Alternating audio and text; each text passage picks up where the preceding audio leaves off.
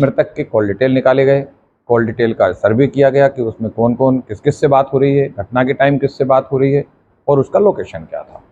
तो इसी लिंक में ये पता चला कि एक बंदा जो उसका पड़ोसी है, सुनील नाम का, ये बंदा पहले दिन से रिपोर्ट लिखाने से लेकर के डेड बॉडी ढूंढने तक भी साथ में है, लाश का पंचायतनामा भी लगाया। लेकिन जब ये लोग सर्च कर रहे थे उस समय सुनील ने पुलिस को आम लोगों से अलग जाकर के बताया कि डेड बॉडी वहां पड़ी हुई है और फोन लगाया कि साहब इसकी डेड बॉडी यहाँ पड़ी हुई है, जबकि वो कैसी हालत में थी, अनआइडेंटिफाइड हालत में, गली हुई, चेहरे को पहचान नहीं सकते आप।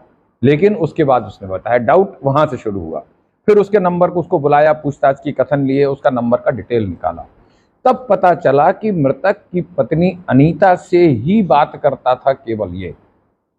कम से कम 300 बार बात होगी उसकी इस अवधि में, 4-6 महीने में। और अनीता की किसी दूसरे से बातचीत नहीं है, अपने पति से भी बातचीत नहीं है उस मोबाइल नंबर से।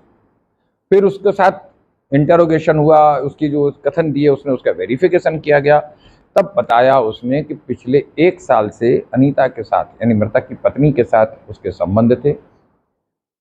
मृतक के और भी भाई जो हैं वो उसी के घर के आसपास रहते थे। ये उसके घर से 200-250 मीटर की दूरी पर रहता था और ये रात बेरात जाया करता था।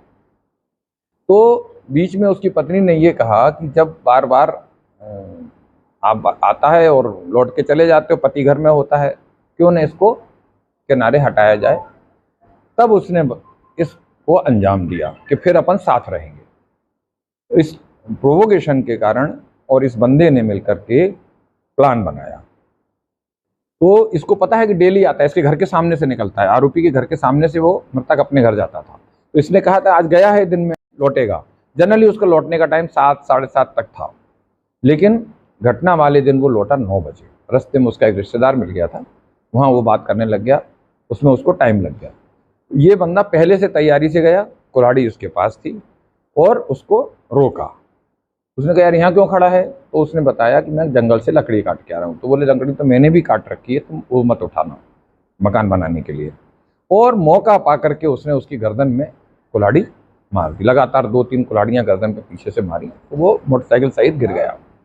गिरने के बाद उसने मोटरसाइकिल और आदमी को पकड़ के जहाँ पर मारा था उससे करीब 100-150 मीटर दूर ले गया और वहाँ रख आया। फिर मृतक के घर गया, उसकी पत्नी से, अनीता से उसने कुछ लिया कि भाई इसको छुपाना पड़ेगा, काम तो निपटा दिया मैंने। फिर वो वहाँ से लेके आता है पर्दा और बोरा और रस्सी, और उसको ला करके वापस उस मोटरसाइकिल के पास में जहाँ डेड बॉडी पड़ी थी उसमें, उस बोरे में भरने की कोशिश करता है और पर्दे से बांधता है।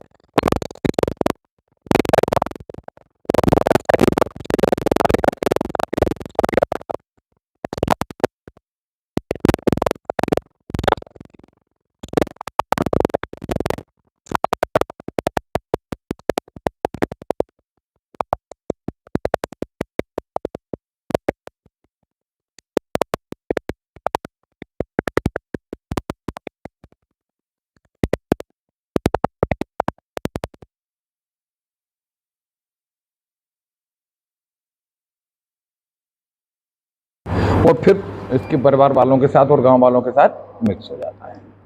ऐसा हुआ है ये इसका ये घटनाक्रम। मतलब इनका एक करीब 1 साल से ये चल रहा है अफेयर, और इसी बात को करने के लिए उसने उसको एक नया मोबाइल दिया है, नई सिम दी है, जिससे कि वो बात करता था। ये सिम और मोबाइल की जानकारी मृतक को भी नहीं थी।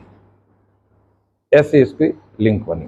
फिर उसमें दोनों को आरोपी बनाया गया है, सुनील को भी और अनीता को। मतलब मारने में सिंगल